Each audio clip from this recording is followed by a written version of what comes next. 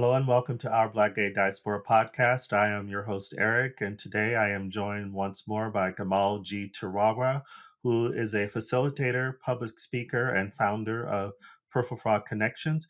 He is also the BAFTA winning protagonist in the 2022 BAFTA winning docu-series or docudrama called The Black Cop. And G is back again to speak with me and to interview me. So I will hand the reins over to him. Hello, Eric. Hello. Handing the reins over to me. Wow. Yeah, thank you. Thank you. Yes, BAFTA winning facilitator. Still has a nice ring to it. I still haven't got used to it. Still like it. But thank you. But that's not about me today. You've just come back from an amazing trip. And I thought it would be a good idea to sort of like mark that and just explore how it came about and some of the experiences you had and just where you are, put a marker in the ground and capture some of what that meant to you. You were in? I was in Cape Town, South Africa. I was there for 3 months from June until September, which was their winter since they're south of the equator. For me, it's mind blowing. Tell me how this came about. How did you end up going to South Africa? The short answer, somewhat, is that I didn't want to come back to the US. I wasn't ready. I was in Sweden for 3 months, and before that, I was in the UK, mostly in Brighton, for almost 6 months. And I had just stumbled onto an article where digital nomads like to go. It was like the top 10 places that digital nomads like to go, and Cape Town was listed. And it was just timing that I had met a woman, Alicia, who is from Cape Town, South Africa, but she lives in Sweden. She actually came about through this platform. She's a listener and had reached out to me actually when I was in the UK and shared, how she liked the podcast as a straight woman who's married, a mom, but that, she was getting a lot out of it as a person of color. I took them as signs that, oh, okay, maybe it's Cape Town. You took them as signs. I like that. I was just about to say, did you feel that? But you took the words out of my mouth. So tell me about the preparation. How did that go? This is the Um, other side of the world, for crying out loud. I think because of Alicia, I did reach out to her and shared with her that I was planning to go there. And I just got some of her suggestions. I sent her a list of places that I was going to rent. That was my main thing, was just where to go or where to stay. So once I got that part out, I just, booked my flight, and then it was relatively easy actually. You didn't have any concerns. You just felt, I'm going. Maybe some of it is connected to this journey I've been on for 4 years of being nomadic. But I think more than anything, it was just that I did have the gift of having somebody who is from there. Yeah. But she doesn't live there, So She doesn't live there, no, but of course, because she's from there, she has family there, and yeah, ultimately, you're going there blind. yeah. Mm. And it's not like going to Berlin or to Paris. It's like, Mhm, you're going way down to the other side of the world, literally straight down to the other side of the world. mhm. And how long's the flight from Sweden? I started my flight going through from Sweden to Finland, and then from Finland to the UK Heathrow Airport. And then the major part of the flight was 11 hours going from the UK to South Africa. Which is a long time to be flying. Mm. And then you were fortunate enough that, if I remember correctly, when you arrived at the airport, Mhm. the person from who you rented the Airbnb was waiting for you. Yeah, he offered on Airbnb, which I'd never experienced that before. He offered to pick the guest up from the airport for a fee. And yeah, in a lot of ways that was gave me peace of mind because I'm like, oh, okay. And when I met him, the energy felt right, and yeah, it was great. Is it worthy mentioning his name? His name is Jean Luc. Yeah.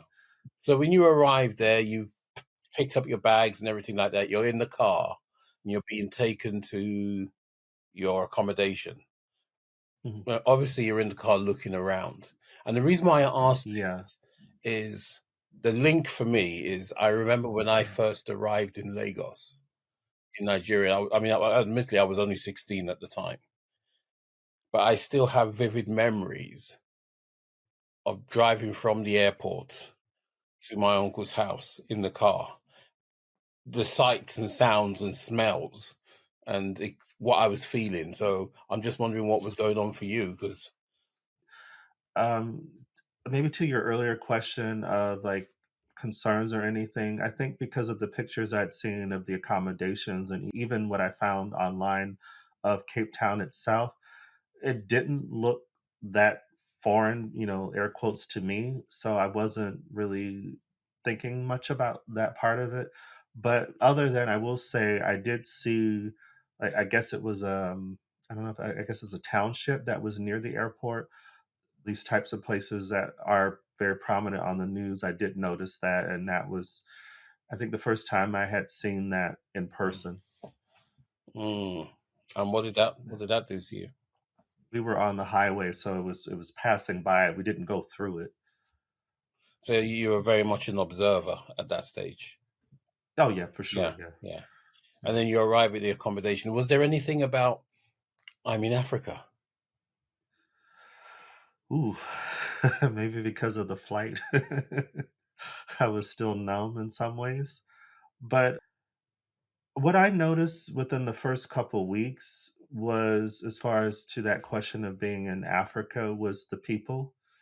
Visually, it was the first time I was in a majority Black country or Black population country where I noticed for the first time a similar look amongst, Black people, similar to, like me being in Sweden or, different parts of Europe where these different countries, people who are ethnically Swedish or Italian or Spanish, generally speaking, they have a look that identifies them as being from that ethnic background. And I was in South Africa, and that was the first time I saw that with Black people. And when people ask me back home in the U.S. about like to your question, do I feel like I'm in Africa? That was what I noticed first and foremost. And also, I think it maybe be similar in the UK. If you put two random Black people together, you wouldn't really identify a lot of similarities between them as far as eye shape or nose or those types of markers that truly identify, say, if they're from Nigeria or from, Ghana or from other countries in Africa. So I noticed that right away, and that was very fascinating to me. Hmm. When you're talking, I'm thinking of Black Americans that I know who've been to, well, that we know in the media. Richard Pryor, when he went to Africa, he went to Ethiopia, and he spoke about his experience. And I hope you don't mind the language, but I'm going to use Richard Pryor's language in Okay. this. I know it. You know the phrase I'm going to use. Not the phrase, but I know Oh yeah, his you know what language his can language. be But colorful. he said he was driving round, and he said there was this voice in the back of his head. I Mhm, said, "Can you see that?" And he was like, "See what?" He goes, "There's no niggers here. There's just people." mhm, And he said that hit him. And I think I heard Dave Chappelle, and he said almost similar things. The thing for me is a Black American going to Africa, mhm, right? With all the history you have from Black America, you're now going to this continent where your ancestry or some part of your ancestry has come from that land. Did that mhm. did that hit you in any way? I think for me, because I knew my lineage didn't come through South Africa, I get what they mean. And actually, I was asked that question by family and friends here. Maybe prior to, I don't know how many years ago, I may have thought that if I landed in a country in Africa, that I would immediately feel a connection. Hmm. But what I was aware of was that although I of course, be identified by non-Black people as Black. What I noticed is that people that I saw that were South African, something in their energy let me know that they knew I wasn't from there. Hmm. And that's not a bad thing, but it was an interesting thing to notice. Again, the beauty of knowing different cultures and specifically with the continent of Africa, of knowing that We are so diverse and unique within the different countries. And so for me as a black person, as a black American, to be aware of that, like I'm in a lot of ways, well, I am a foreigner in this country too. And it's a quite a beautiful thing for me to be aware of because it lets me know that they can see the difference or feel the difference maybe in energies and possibly in how one looks. Hmm. That's a very insightful view. But that's an interesting thing, though. You're a foreigner on a continent that your ancestry has come from. Have you gone home, or have you not gone home? Or are you so far removed from it that it's not home? I think for me, if I had gone to West Africa, to Nigeria, to Ghana, to those countries, I know I would have really been hyper vigilant on trying to say, how do I feel? You know, who can I see that I can maybe see myself in? I definitely would have been zeroed in on that in that part of Africa. Hmm. Okay.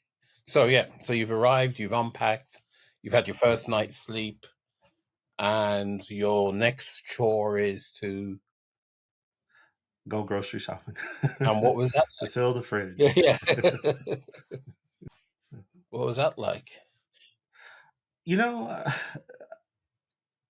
that's one of the most exciting things about traveling, especially internationally, is going shopping for food because every country does it a little bit differently. These little things that, seem like would be universal and they're different depending on what country you're in.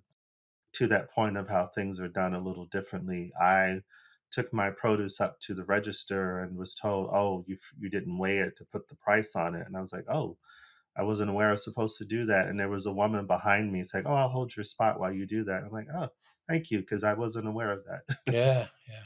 So people are friendly generally. Yeah, I would say, yeah, yeah, yeah, that type of thing. Yeah. yeah, yeah. But then I'm not surprised because you have that kind of demeanor about you anyway. So I can see how people would respond to you in that way. What were the first couple of weeks like for you? I was really committed to just dropping into this new country, this new city, and keeping the train moving. And then a couple weeks into it, I realized that I needed to slow down and acknowledge that I'm in a different country, I'm in a different city, and to feel that. I wasn't allowing myself to feel that. And so as a result, I was maybe stressing myself out.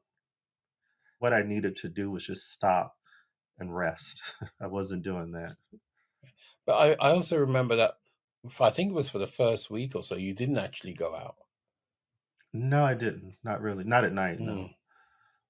Mm. And I remember sort of like you having a conversation where Jean Luc came round and said something to you. The gift of social media, the internet, is that we do have all this information at our disposal. The downside of that is you really have to filter through what is reality and what is propaganda. I've really was in my head about like, oh, because people are like, oh, is Africa safe? Are you taking care Mhm. of yourself? Even though I had been out and about and I felt fine, Mm. but there was a part of that that filtered into my psyche, and I was really in my head a lot about it. And so, yeah, Jean Luc.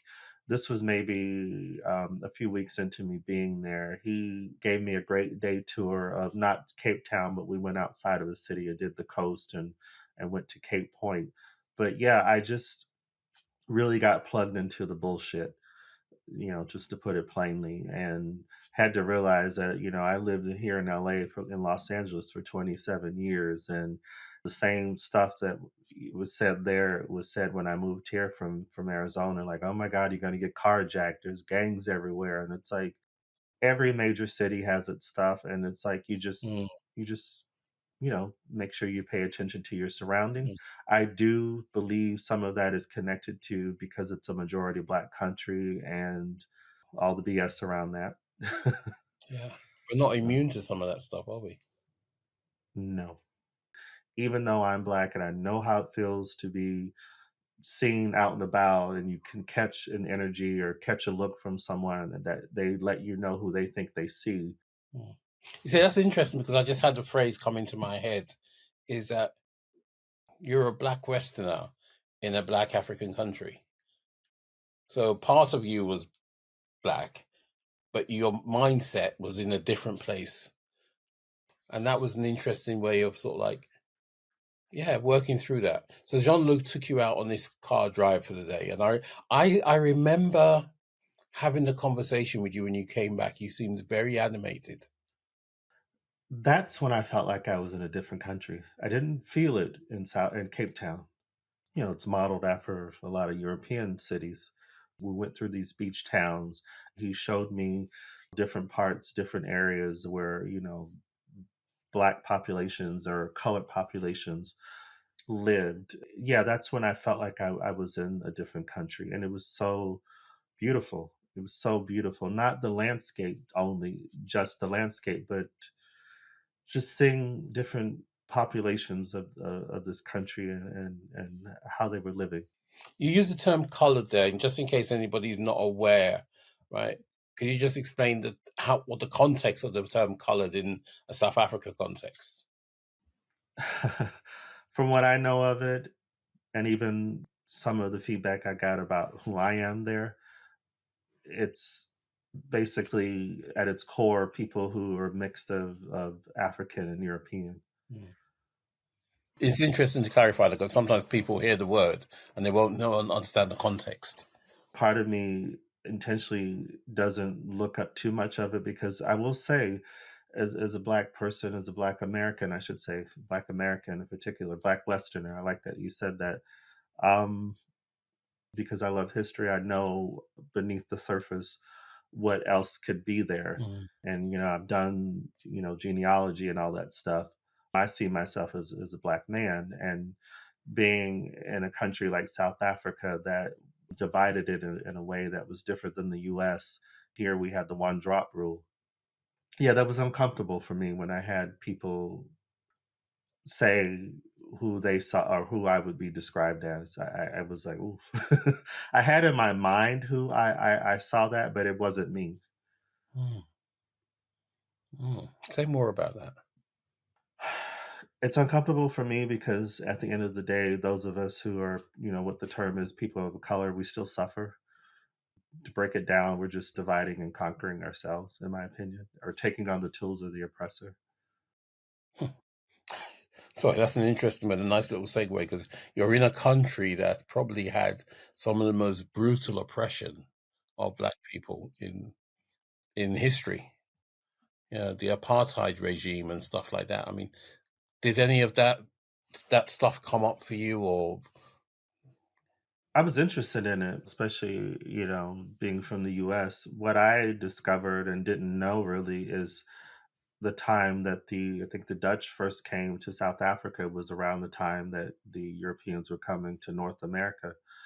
Just realizing there were a lot of similarities with how these powers or these invasions happened in South Africa were not too dissimilar to what they happened here in North America and in the Caribbean. I definitely was interested in that history, but at the same time trying to navigate how to ask about it in a respectful way to the black South Africans there, because I didn't want to lead with saying, "Oh, I want to know about your pain." but you did have some of those conversations? I Yeah, did, yes. There were a couple people I had, yeah. yeah, and they were receptive. They were receptive, yeah. But I would let them lead, and then I had one person in particular said, "We want to share more of our joys with you." Hmm. You know, because that was what was done to us. That is not about us. Yeah, yeah, that's a very powerful. Yeah, yeah.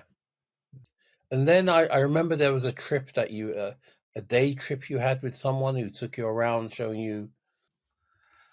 Yeah, Peter. Yeah, so I'll shout him out. It was similar to Jean Luc. I didn't expect it to impact me in the way that it How did you did. meet Peter? I met him through a mutual connection, connected specifically with being black and gay.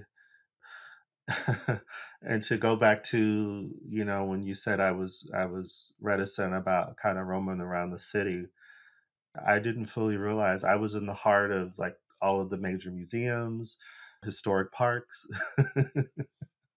Talk about Yeah, blinding yeah, you. yeah, yeah, but not blind, unaware. Unaware, because he's like, "Oh, I'll meet you at this park," and so we met, and then I was looking on Google, I'm like, "Oh, I'm walking, it says I'm, like, 5 minutes away," then I'm like, "Oh, it was just Mm, down the street." He knew so much history because of his educational background. He had a lot of history, and I think his interest in history too. He had a lot of history about the country, about the original inhabitants, and then those who came later. mm, And then, there were statues of, like, Queen Victoria, and I'll say this because, there's this push now in the US to say we shouldn't teach certain history because why should we focus on the pain? But that's where a lot of the answers are, in my opinion. And we do teach history. We teach it through media. We teach it through historical dramas. I just think these people that don't want us to talk about it because they don't want to look at how that history influences how they still view the world. mm, And I bring that up because when Peter really shared the histories of these colonial powers that came through and how they were celebrated and heralded, even though I think I know a lot, I didn't know as much mm, as I found out that mm, day. mm. Growing up here in the UK, South Africa was very much part of our awareness growing up, because things like Steve Biko and Nelson Mandela's imprisonment and stuff like that. We were very aware of it. We had South Africa House in Trafalgar Square in London, which was the South African embassy, where there was a permanent protest outside of it. We did collections for the ANC. So when you were going, part of my excitement was going with you. I think on that same day, you went to the place where there was a statue of Mandela. Yeah. Yeah. With seeing the statue of Mandela, yeah, that was amazing, and that was, part of the tour. And when we arrived there, and I saw the statue, and then we were just going to take pictures outside of it, and there was a security guy who was like, "Oh, if you guys want, you can just come up because it was closed off that day. You could come up and actually stand there." And then that's when Peter explained to me that this is where he gave his speech. And across the way, there was like a big, the American Tour parking lot. That's how I would have described it. But that's where he gave his His speech. first And speech when he was yeah, really. and that was powerful for me, I will say. And then standing next to the statue, which of course isn't him, he was a very tall man. And then I think you pointed it out, but with the glasses and then something he was holding in his hand. Mm. Yeah, yeah, that was another bonus of the trip that I thank Peter for. Yeah, because the glasses weren't his glasses. He had forgotten his. That's where you see. Yeah, and they were his wife's glasses. Yeah, Yeah. and that's where he did the Marianne Williamson quote: "Our greatest fear, our greatest fear is not that we are inadequate, but we are powerful beyond measure. It is Mm, our light, not our darkness, that frightens us." Or something like that. We ask ourselves, who am I to be fabulous, talented, and gorgeous? Who are you not to be? You are a child of the earth. Well, there is nothing enlightened about shrinking so that other people won't feel insecure around you. As you let your light shine, you allow other people to do the same. As you're liberated from your fear, your presence will liberate others. To me, that's almost like Martin Luther King standing on the steps of the Lincoln Memorial doing an I Have a Dream speech. To me, it has that equal standing. So thank you for taking me there with you. Apart from the people, what was really impacting on you?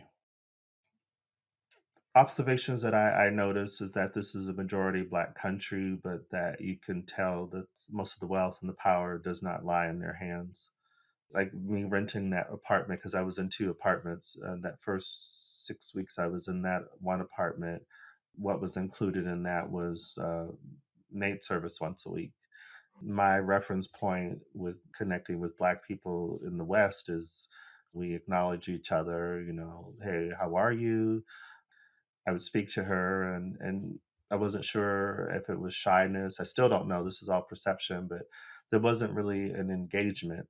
But me realizing over time that I maybe there was a guilt on my end because I could afford to rent in the space, and I have this black woman who's cleaning it once a week, and yeah, there was a guilt on my end. And then the last time I tried to engage with her, I sensed that I was trying too hard, and I sensed that kind of in how she was like, I'm just here to clean. I don't know why you keep wanting to talk to me. Let me do my job. Yeah. Yeah. Wow. But it's also that thing that you said into, I'm a black American or whatever, and I'm here and I'm renting this apartment. So there was a bit of an economic difference in what you said there. Did you see an economic difference between you and the local population? Or, The blacks, yeah. yeah. Yeah. Yeah. Most of the ones I was Uh, around, yeah. that, and that's why I wanted to clarify. Yeah. Yeah, the ones you were around, because I'm Mhm. sure there are rich Black South Africans there as well. Those first 6 weeks I was in city center, and that's where I would say I saw most of the black people. I didn't get the sense they were living in the area. When I moved to Greenpoint, which is closer to the waterfront, that's when I started to see more, white people Mm. in larger concentrations. Those first few weeks, yeah, I didn't see them unless they were in the building or in the car. I definitely didn't see them on the sidewalk. That was another thing I noticed, in being in city center, was I didn't see, for the most part, unless they were tourists, I didn't see the general population of white people walking around. And maybe to tie it into that thing about safety, I wonder if that was part of it, and not because it couldn't be safe, but because that's part of the belief. There was a trip you made to the barbers. I remember having that conversation with you. How was that? Though, God, thank you for that. Yeah, it was hard to overlook that there was a huge difference economically in that area and where I was staying. Definitely, just based on my observations, I would say that there was not a lot of wealth in that area. Did you feel safe in that area?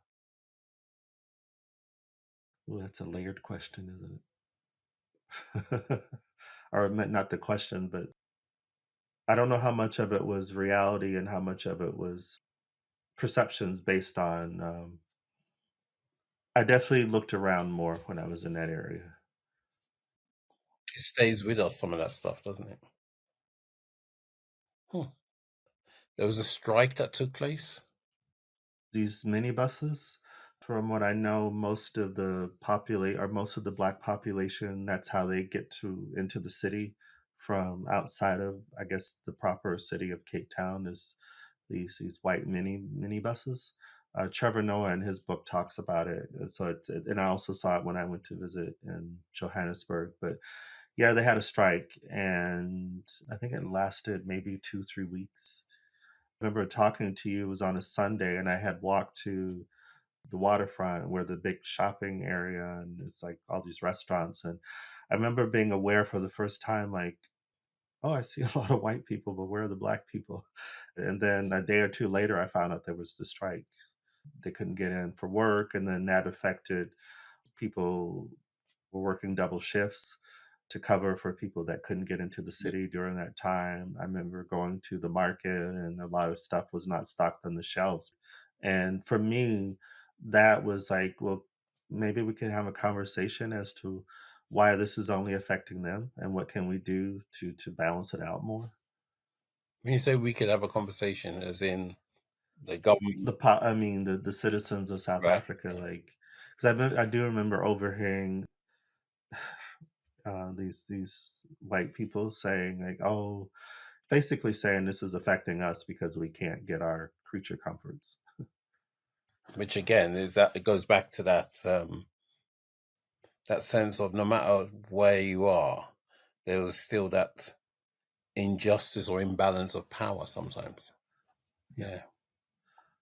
Tell me about load shedding. load shedding. Yeah, that's, these scheduled blackouts. I don't think it just happens in South Africa, but that's what they call it there, load shedding.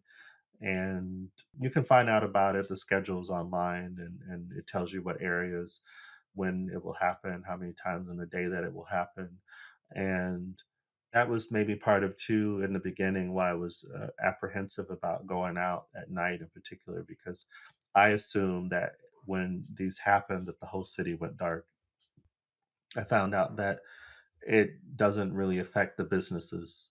Like, I had joined a gym for a month, and part of the selling point was like, "Oh, we're not affected by load shedding, so you can still run on your treadmills and Mm. do your saunas and all that." That's me adding to it.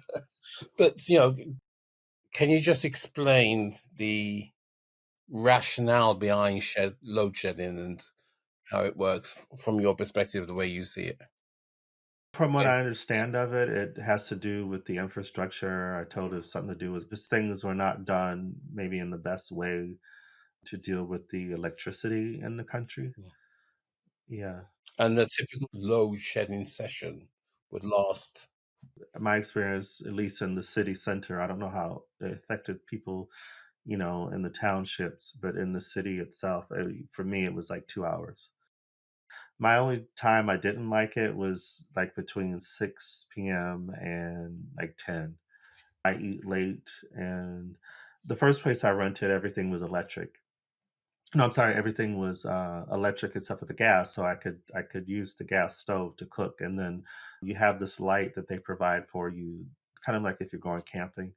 When I moved to the second place, which I liked more because of the location, I was a little annoyed because the oven and the stove were electric too. So, if I was on the phone, say with you or someone else, then I remember like, oh, I haven't eaten yet, and I'm going to have to wait an extra two Mm. hours to eat or to make heated food because of load shedding. Did you say oven? Yeah, I know I said that, huh? And you know me, so I don't turn an oven on if I don't have to. I was gonna say you don't use it Oh, anyway. you So caught that. Whipping and shredding and yeah, grating. yeah, yeah. And then you started. Ask me what those Yeah, yeah, mean. yeah. Mm. And then you made a trip to Robin Island, I believe. What's the significance of Robin Island? The history goes back a few centuries. That was where a lot of prisoners were sent. I think it's known best because of Nelson Mandela spent the first 18 years of his imprisonment there. The height of apartheid, a lot of black people were sent there because of protesting, this regime. Mm. It's a ride across the water, about half an hour, maybe a little bit more, to the island. There is information that is given to you along the way that was shared on that ride to the actual island about the history of it, about the traumas that, Mm. people experienced before and during their time there. Yeah. Yeah. And then you went to his cell, I take it. And Yeah, that was part of it. The island, I didn't expect it to be as big as it is. My only reference point with that type of journey was Alcatraz Island, which was a prison island in San Francisco. So I thought it was something that you could walk about casually, but I don't think we saw a third of the actual island itself. It's huge, and the guards had their own part of town, and churches and schools where their children were born and raised. mm. So that was an interesting thing to find out about this place. That it was his own community. Yeah, seeing where Mandela was, and other prisoners, and being told what they experienced and why some of them were there. One of the things that really, from an emotional standpoint, captured my attention was our last guide had actually been a prisoner there in the 1970s, and he was sent there as a high school student protesting the Mm. conditions, and was there for 5 years. Mm. His teenage years up until his early adulthood, he was in prison for speaking out against apartheid. Seeing Mandela's cell, knowing the history of South Africa in connection to apartheid, connection to all the things that the original inhabitants and their descendants experience, and seeing the conditions that they were put through. Yeah, I'm glad that I got to learn more about that. And most of the people on that trip were not black. And so I was looking around and seeing how they were experiencing it. And there were times I was taken out of the moment. Like I remember walking by, there was a Canadian group there. My daughter went here, and after this, we're going to go see, some art gallery. And I was like, so how are you processing this? The tourist is on a bus on the island. So we got off the bus for like a restroom break and to get something to eat. And coming back on, like our guide who had a great sense of humor, and she's like, the last person on the bus has to sing when we get back on. And so just so happened this elderly couple got on, and I don't know what language they were speaking, but she spoke to them in their language. And then so the husband and started off the song, and then the wife. So I zeroed in on them. And at the end of the tour, when we were walking back to the bus, I tried to strike up a conversation with them. And I didn't really connect, but I think it was their daughter. I walked next to her and I said, is it okay if I ask you, what did you know about what was going on here during the height of this? And she shared some of her experiences and her awarenesses. And she said, it was kind of like you didn't want to let on what you knew because of fear. And for me, that's what I wanted to know. Like the people who of course had to go to prison, but also the people who were living there during that time. I wanted to know how it was for them. Mm. Did you get that opportunity? I said, me, my frame of reference, I didn't know as much. I mean, part of it could have been too. I was very young. I wasn't an adult during the time, at least in the '80s. I got a lot out of it from an emotional standpoint for me talking to her. Mm, Yeah. mm. Apartheid wasn't just in the 80s, though. No, I know that, but I'm just saying, me myself, I became aware of it in the '80s because of being a child. So that's just a really powerful moment. It's somewhere that is on my bucket list. So you've come back from the trip to Robben Island, and then you made another trip. To Johannesburg, yeah. Tell me about that, how that came about. Oh, I have to shout out Kaecy. He was a podcast guest. I interviewed him in the spring of this year of 2023. And most of my time in South Africa, he was actually not there. He was here in the US on the East Coast. And so when he returned, we connected by phone. And he was like, oh, you're still here. It'd be great if you could come visit Johannesburg, Or how do they call it there? Joburg. Yes. Yeah, which I started to say, and then I was like, "Can I say that?" Yeah. But yeah, that was, I would say, in the top 3 of my favorite moments of being in South Africa was going to Johannesburg, and I'm really, really glad I went because talking about power dynamics and things that I saw, at least during my time in Cape Town, going to Johannesburg for me was where I was like, "Oh, there are black people here who are prosperous, who are prospering, that you can see, I should say, that you don't have to look for it. It was in my face, and I saw that right away. And Casey picked me up from the airport, and my Airbnb, I couldn't check in until I think 2, 3 o'clock. So, and I was actually staying in the area that where he works, and he's a singer. That's how I found out about him. But his day job is he's an accountant. So he took me to his job because they were setting up for an event, an evening event. So when I saw that, and when I saw this company, and I was introduced to all these black people who were successful or financially successful, and I needed to see that.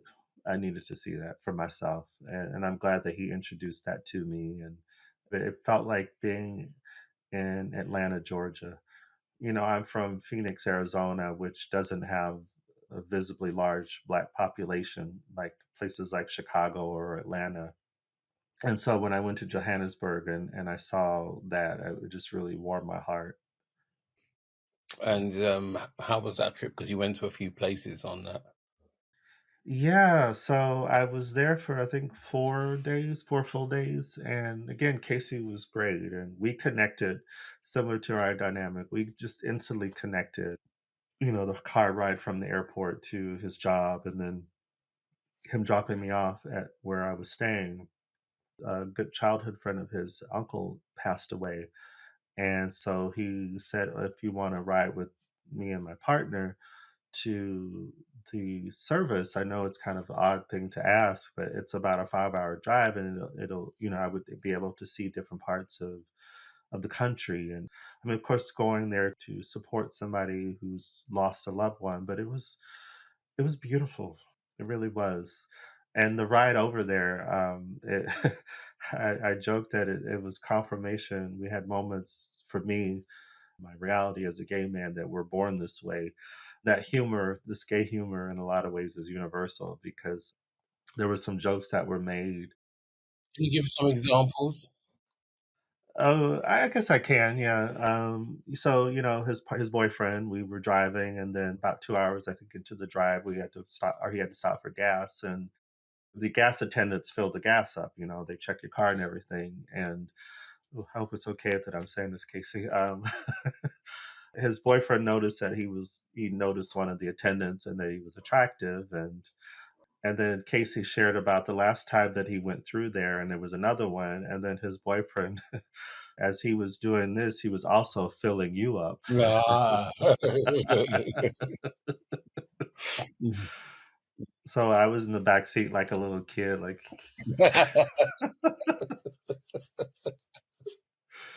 Mm. oh, it was great. And his boyfriend is an art curator, and was sharing his career and his experience and his knowledge of art and contemporary African art and South African art, and it was great. And again, we went to the service in this town that reminded me of places I'd seen in Mexico, even places I've seen in Arizona and Central California, these farm communities.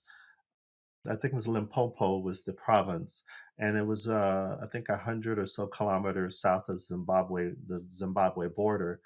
But when we entered the province, and we had I think another half hour before we got to the town, for me, again, that thing of what the media puts out there about Africa, and Mm. and it just annoys the fuck out of me. I'll say that, how much they don't show of these beautiful, rich communities. I think even for them, it was eye opening with them coming from the city. But what we noticed is that, because we got on the road like 2 in the morning to get to the service, which started around at 7 or 8 in the morning. Sun is just coming up, and there were so many people out during their morning walks and exercising, jogging. And I know for a fact that these are areas that, the media doesn't show. No, they may not be making six figures or whatever, but they're these beautiful, thriving communities, and they have these lives that include, getting up to exercise. I met his friend Andrew. When we got there, it was already full, so we were outside, and then afterwards went to the gravesite, and then afterwards they had a big thing at a relative's house, and there was a loss there. But as I know, losing both my parents, that within the loss, there's also celebration of this person's life, and I saw that there. What people shared about his uncle and his sister, and I met his mom, and so many great people there who were so welcoming and so, African hospitality. yeah, yeah, yeah. It's legendary. And then there was a moment because I wanted pictures of us together, and so as we were leaving, and then Andrew, Casey's friend whose uncle passed, asked these two girls to take pictures, and showed us, the difference in generation. They're probably born with these smartphones. We just wanted a couple pictures, and they had us there for probably 20 minutes. And wait, we got this angle. We'll give this angle. We'll take this angle and stand here and pose here and do that. And so we were enjoying that as the adults, and then we felt like a boy band because they were crushing on Casey's boyfriend. Oh, these girls were so cute. They were just the way they were looking at him was I just remember you sending me a picture of one of them. Yeah. yeah. And then at some point they heard my accent, and then they pulled Andrew to the side, and then they said, "Oh, where are you from? You're American." And then they said, "Say something," and I spoke, and they were like, "Oh my god!" I was like, "Okay." I said that's always a funny question when they say something, and you're like, Yeah, I'm like, "Oh, I don't know." Mm. They said, "Are you from Chicago?" I was like, "No, I'm from Arizona." "Oh." I said, "But I lived in, California for a long time." "Oh, you lived in California." Wow, wow. Yeah. And then that was your last trip, really, while you were there, wasn't it? Yeah, because I left, I think, the following week. Yeah. Yeah. I left, on the 6th of September, got to New York on the 7th. Have you had time to stop and think what you've got from that trip? I miss it. I'm really grateful that I went. I'm really grateful that I met the people that I met there. And that didn't hit me emotionally until probably a week into being back in the US. And I was remembering the apartment. I loved the second apartment in particular because it was my home for 6 Mm, weeks. And depending on where I was walking, it was a 25 minute, maybe half-hour walk to the beach. I'm glad I went. mm, Yeah. yeah, yeah. There's a saying that you can take a man out of Africa, but you can't take Africa out of the man. And I was in the country of South Africa, so most of the people that I met were from there, but I also met people from the Congo. I think it was a guy I met from Zimbabwe, Uber drivers, but they were so friendly. And I remember the guy from Congo, I was just playing this music, and I said, "Oh, who is this?" He goes, "Oh, it's the music from my people." And he was telling me these names, and then he was like, "Yeah, if you've heard South African music, it sounds completely different." And yeah, he was so accommodating in what he was sharing about his country and the history. This is why I said we needed to do this because there's so much. It sits there, but it needs to come out. It needs to be said, and you need to hear yourself saying it because it's beautiful. Thank you for suggesting it. Yeah. It's a moment. Would you go back? Yes. I like the way you said that without hesitation. I met Chris and Jen. They're Americans, but I met them while I was there, a gay couple, and they're starting wine retreats in South Africa. And that was one of the highlights of the trip, too. We've been following each other, I think, since the beginning of this year when I was in Brighton in the UK. And then just by chance, I was on Instagram and I saw they were there and I got to spend time with them. I got to spend time with them on my last day. And I thanked them for suggesting that I meet them on the last day. It really solidified part of my heart will be in South Africa. Hmm. Yeah, we met for lunch and then took a walk on the beach, and I felt like I connected more with them, and they're on a similar journey as individuals who want to expand their horizons through travel and also starting these new careers. Is there anything about that trip when you look back on it in hindsight that you think I would have done that differently? Well, definitely would have gotten out sooner as far as roaming the city. Walked in areas where if you go online, they're like, "Oh, I don't know if you should go there. They're going to do this to foreigners." And it's like, Jean-Luc, he's from France and he and his wife have lived there, I think 24, 25 years. They've raised their children there. And he was like, you really have to filter through a lot of the propaganda that revolves around people's perceptions of Africa. And that's a nice little way to end it. That's a nice quote to end it on. Thank you for spending time with us. If you enjoyed this episode, please rate, comment, and subscribe. Share with your friends too. You can also follow us on Instagram at Our Black Gay Diaspora and on Twitter at BLK Gay Diaspora.